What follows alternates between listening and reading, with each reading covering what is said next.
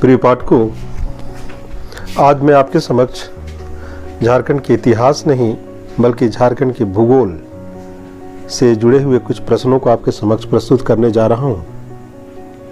आज के जो प्रश्न जो होंगे वो झारखंड के भूगोल के नदियों से अर्थात झारखंड की नदियां और झारखंड के जलप्रपात जैसे विषयों से जुड़े होंगे। ये प्रश्नों को आप परीक्षा उपयोगी मान सकते हैं, विशेषकर आगामी सीजीएल की परीक्षा या फिर झारखंड सिविल सेवा की परीक्षा अर्थात जेपीएससी की परीक्षा में भी आप इन प्रश्नों को संभावित प्रश्नों के रूप में देख सकते हैं।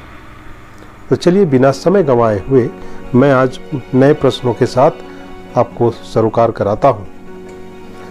पहला प्रश्न है झारखंड के ज्योग्राफी से अर्थात भूगोल से नदियों से संबंधित कि झारखंड के देवघर में स्थित त्रिकुट पहाड़ी किस नदी का उद्गम क्षेत्र है।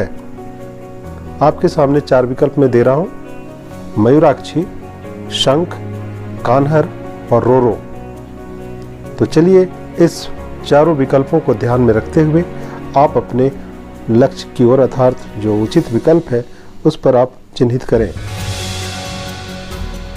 चलिए, उम्मीद करता हूं आप देख चुके होंगे और आपने विकल्प चुन लिया होगा। इसका सही विकल्प है मयूराक्षी नदी। तो मैं थोड़ी व्याख्या जोड़ दूं कि झारखंड के देवघर में स्थित त्रिकुट पहाड़ी मयूराक्षी नदी का उद्गम केंद्र माना जाता है।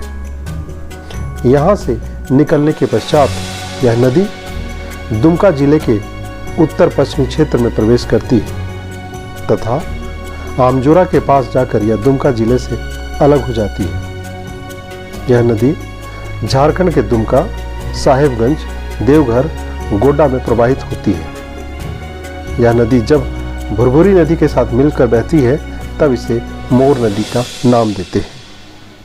तो इस पहले प्रश्न की व्याख्या मैंने आपके साथ साझा कर दिया है। चलिए दूसरे प्रश्न मैं आपको लेकर चलता हूँ। नदियों से संबंधित दूसरा प्रश्न आपके स्क्रीन में, शंख नदी का उद्गम स्थल क्या है। विकल्प आप देख रहे हैं। विकल्प संख्या 1 गुमला, दूसरा रांची, तीसरा धनबाद, चौथा गोड्डा। तो आप उचित विकल्प की ओर बढ़े। बेहद सरल किस्म के प्रश्न आज लाया हूं मैं आपके समक्ष। तो इसका सही विकल्प होगा गुमला जिला। तो मैं इसकी साथ व्याख्या जोड़ दूं कि शंख नदी का उद्गम स्थल गुमला जिले का दक्षिणी छोर है। यह नदी नेतरहाट पाट के पश्चिमी छोर में उत्तरी कोयल के विपरीत बहती है। प्रारंभ में बहती हुई यह नदी गहरी और अत्यंत संकरी खाई का निर्माण करती है। तो आपने 2 प्रश्नों के साथ अभी नदियों से संबंधित प्रश्नों को देखा। चलिए तीसरा प्रश्न, झारखंड की किस नदी को रामायण काल में सुमागधी के नाम से जाना जाता था। तो यह प्रश्न बेहद सामान्य सा प्रश्न है और शायद पिछली कई परीक्षाओं में पूछे भी जा चुके हैं, फिर भी मैंने इसको समेटा है आज आपके लिए। चलिए प्रश्न को देख लीजिए और विकल्प की ओर आप प्रस्थान करें। विकल्प है फल्गु नदी, औरंगा, पुनपुन और सकरी।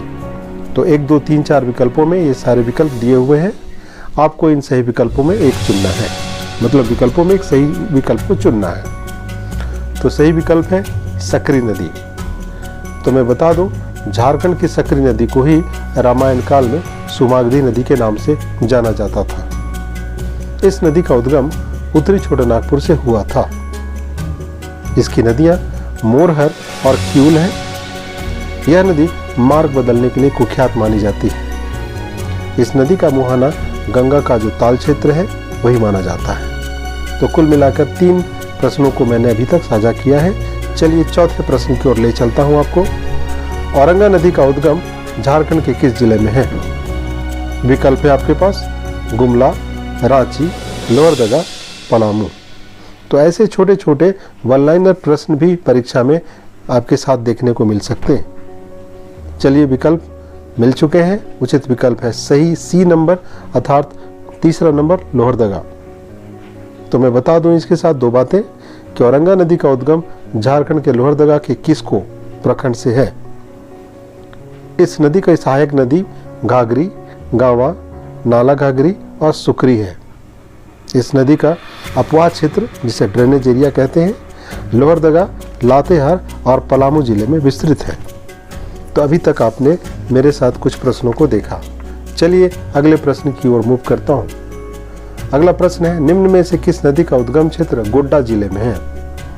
तो आज चूंकि नदियों को केंद्रित करके मैंने प्रश्न लाया है आपके समक्ष, तो ये वन लाइनर प्रश्न ही प्रतीत होते हैं। चलिए विकल्प देख लें आप। पुनपुन, किउल, बांसलोई और शंख नदी। विकल्पों को देख लिया आपने। अब सही विकल्प की ओर बढ़े। इसका सही विकल्प है सी अर्थात तीसरा नंबर अर्थात बांसलोई। तो मैं थोड़ी बातें इसमें जोड़ दूं कि बांसलोई नदी का उद्गम गोड्डा जिले के पास बांस पहाड़ी से होता है। इसके पश्चात यह पूर्व की ओर बहती हुई दुमका जिले की उत्तरी सीमा का निर्माण करती है तथा गोड्डा से अलग हो जाती है। यह नदी झारखंड को महेशपुर अर्थात पाकुड़ में छोड़ देती है। तो ये थी इस नदी के बारे में व्याख्या। अगला प्रश्न है, झारखंड में प्रवाहित होने वाली किस नदी को पंचाने या पंचानन के नाम से भी जाना जाता है? पुनः ये सरल प्रश्न आपके सामने उपस्थित हुआ है। चलिए विकल्प आपके सामने है। बूढ़ा नदी, औरंगा नदी, चानन नदी, जमुनिया नदी। तो ये छोटी छोटी जो नदियां हैं जिन्हें सहायक नदियों के नाम से जानते हैं, उन्हीं विकल्पों में से कोई एक नदी का विकल्प चुनना है। तो चलिए चानन नदी इसका सही विकल्प है अर्थात तीसरा विकल्प इसका सही है। तो दो बातें इसमें जोड़नी चाहिए कि झारखंड में प्रवाहित होने वाली चानन नदी को ही पंचाने या पंचानन के नाम से जाना जाता है, क्योंकि यह नदी 5 जलधाराओं से मिलकर बनी हुई है। इस नदी की सभी जलधाराएं छोटानागपुर पठार से निकलती हैं और राजगीर की पहाड़ी के समीप ये समस्त जलधाराएं छोटानागपुर पठार से निकलती हैं। राजगीर की पहाड़ी के समीप मार्ग में अवरोध उत्पन्न होने के कारण सभी जलधाराएं गिरियक नामक स्थान से आपस में मिलकर ये बिहार शरीफ की ओर पुनः चली जाती है। तो इस तरह से नदियों के संदर्भ में आपको मैंने प्रश्न की जानकारी साझा की है। चलिए अगला प्रश्न है आपके समक्ष। कोयल कारो परियोजना दक्षिण कोयल नदी की किस सहायक नदी पर निर्मित था? तो अभी तो वजूद में नहीं है, फिर भी विकल्प के तौर पर आपको 4 विकल्प दिए जा रहे हैं। उसरी नदी, कारो नदी, बरसोती नदी, ये सभी। तो इसके विकल्प की ओर मैं ले चलूँ आपको। पहले उचित विकल्प का चयन किया जाए तो इसका उचित विकल्प होगा कारो नदी। तो व्याख्या में एक लाइन दो लाइनों का मैं जोड़ दूं कि कोयलकारी परियोजना दक्षिणी कोयल नदी की एक सहायक नदी कारो पर अवस्थित है। इस परियोजना को वर्ष 2003 में जनता के विरोध के कारण बंद कर दिया गया था। अगला प्रश्न सोन नदी के संदर्भ में है। आपको इस प्रश्न में सोन नदी की लंबाई बतानी है। तो चलिए क्वेश्चन है, सोन नदी की लंबाई कितनी है? 4 विकल्प दिए हुए हैं।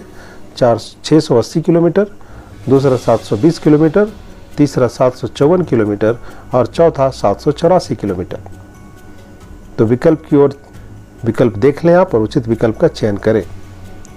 इसका सही विकल्प होगा 784 किलोमीटर। ठीक है, तो सोन नदी की लंबाई 784 किलोमीटर है। इसे सोनभद्र और हिरण्यवाह के नाम से भी जाना जाता है। इसकी प्रमुख सहायक नदियां उत्तरी कोयल और कन्हार है। यह पलामू जिला के उत्तरी सीमा बनाते हुए प्रवाहित होती है। तो ये थी कुछ प्रश्नों को नदियों से जोड़कर आप तक साझा करने की मेरी कोशिश। नदियों से संबंधित अगला प्रश्न पुनः आपके समक्ष रख रहा हूं। उत्तरी कोयल नदी निम्न में से किस स्थान से निकलती है? 4 विकल्प आपके समक्ष। हजारीबाग का पठार, अमरकंटक की पहाड़ी, रांची का पठार और राजमहल की पहाड़ी। चलिए चारों विकल्पों में सही विकल्प का चयन करें आप। उचित विकल्प होगा रांची का पठार। तो व्याख्या इस प्रकार है कि कोयल नदी रांची के पठार के मध्य भाग अर्थात पिस्का के पास से निकलती है। उसके बाद यह पाट क्षेत्र के ढालों से होते हुए उत्तर दिशा की ओर प्रवाहित होती है। इसकी कुल लंबाई 280 किलोमीटर है। चलिए नदियों से संदर्भ में अगले 2 प्रश्न के साथ उसके बाद मैं जलप्रपातों से जुड़ा हुआ कुछ प्रश्न रखूंगा। अगला प्रश्न है, झारखंड राज्य गंगा नदी संरक्षण प्राधिकरण का मुख्यालय कहां अवस्थित है? 4 विकल्प, रांची, जमशेदपुर, साहिबगंज, धनबाद। उचित विकल्प की ओर आपका ध्यान चाहूंगा। चलिए सही विकल्प होगा रांची अर्थात पहला विकल्प। तो इसके लिए व्याख्या जोड़ दूं कि झारखंड राज्य गंगा नदी संरक्षण प्राधिकरण का मुख्यालय रांची में स्थित है। इसकी स्थापना केंद्र सरकार के द्वारा वर्ष 2009 में की गई थी। इस प्राधिकरण का अध्यक्ष राज्य का मुख्यमंत्री तथा राज्य का वित्त मंत्री, पर्यावरण मंत्री, शहरी विकास मंत्री और राज्य का मुख्य सचिव ये इसके सदस्य होते हैं। अगला प्रश्न नदियों से जुड़ा हुआ है। निम्न में से कौन सा एक कार्य झारखंड राज्य गंगा संरक्षण प्राधिकरण का कार्य नहीं माना जाता है? तो चलिए 4 विकल्प दे रहा हूं मैं आपके समक्ष, चारों कथनों को आप समझ लें। पहला है गंगा नदी में प्रदूषण निवारण, नियंत्रण और कार्यान्वयन का मॉनिटरिंग करना। दूसरा, प्राधिकरण राज्य स्तर पर सीवरेज अवसंरचना, जलागम क्षेत्र उपचार, बांध वाले मैदान की सुरक्षा, लोक जागरूकता का प्रसार करने का प्रयास करना। तीसरा, जल का पुनः चक्रण और पुनः उपयोग, वर्षा जल के संचयन को प्रोत्साहित करना। ये तीसरा कथन है और चौथा इनमें से सभी कथन सही है। तो ध्यान से देख लें इस पूरे वाक्य को और उसके बाद उचित विकल्प की ओर मोहर लगाएं। तो उचित विकल्प है इसका डी नंबर, अर्थात सभी कार्य झारखंड राज्य गंगा संरक्षण प्राधिकरण के अंतर्गत आते हैं। चलिए कुछ और प्रश्न आ गए आपके पास झारखंड के नदियों से संबंधित। झारखंड में प्रवाहित होने वाली किस नदी का उद्गम राज्य में नहीं होता है? अर्थात राज्य से बाहर आपको उस नदी का चयन करना है जिसका उद्गम क्षेत्र जहाँ राज्य से बाहर है। विकल्प ब्राह्मणी नदी, बांसलोई नदी, अजय नदी, रोरो नदी। तो इस तरह से आपने इस प्रश्न को देखने की कोशिश की। चलिए इसका विकल्प मैं आपको देता हूं और विकल्प में सही विकल्प की ओर आपका ध्यान चाहूँगा। इसका विकल्प है अजय नदी। तो मैं बता दूं कि झारखंड में प्रवाहित होने वाली अजय नदी का उद्गम झारखंड राज्य में नहीं है। यह नदी बिहार के मुंगेर जिले से निकलकर झारखंड के देवघर जिले में प्रवेश करके दुमका और जामताड़ा में प्रवाहित होती है। यह नदी पश्चिम बंगाल में गंगा नदी में मिल जाती है। इस नदी की कुल लंबाई 288 किलोमीटर है। और एक और प्रश्न आपके समक्ष है नदियों से संबंधित कि दक्षिणी कोयल नदी रांची जिले के किस क्षेत्र से निकलती है? तो 4 विकल्प में दे रहा हूं। ये सब बेहद सरल किस्म के प्रश्न हैं जो हर एक परीक्षार्थी के संज्ञान में रहता है। तो 4 विकल्पों में पहला है काठीटाण, बिजूपाड़ा, बुंडू और नगड़ी।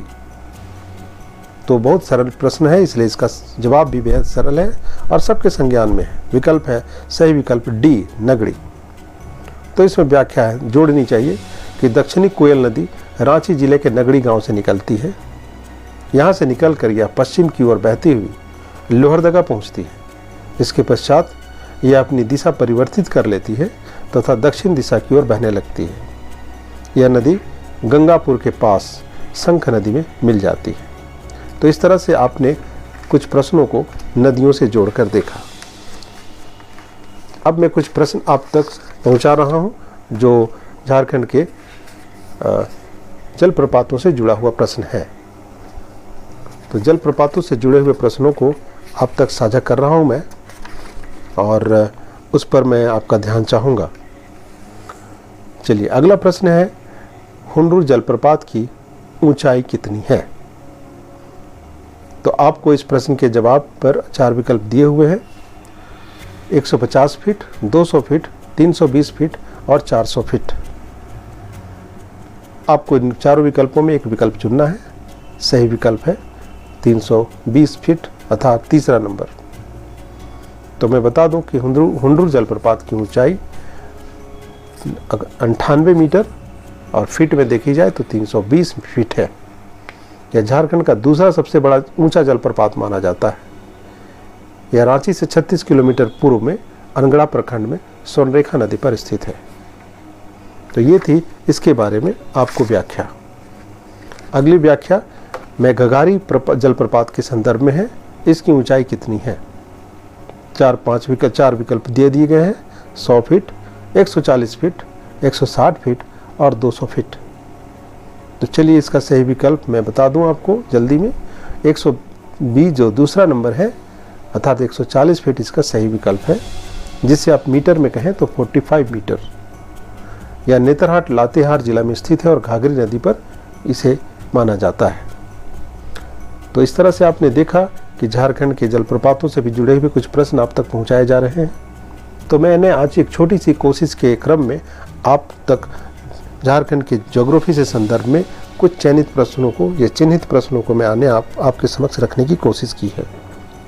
इसी कड़ी में बहुत जल्दी मैं दूसरे विषयों के भी संदर्भ में प्रश्न लाऊंगा और इतिहास और ज्योग्राफी और अन्य विषयों से संदर्भ में झारखंड को केंद्रित करते हुए या जीएस के संदर्भ में हर एक प्रश्न की एक अपनी श्रृंखला आपके साथ साझा करने की मेरी तैयारी है। उम्मीद करता हूं कि मेरी प्रस्तुति आपको अच्छी लगी होगी और आपके लिए परीक्षा उपयोगी होगी। यदि आज आप मेरे द्वारा ये प्रस्तुत वीडियो या ऑडियो आपको पसंद आया हो तो आप उसे लाइक करें, सब्सक्राइब करें और अपने मित्रों के साथ साझा करें। मैं पुनः एक नए वीडियो के साथ आप तक मिलता हूं। तब तक के लिए बहुत बहुत धन्यवाद।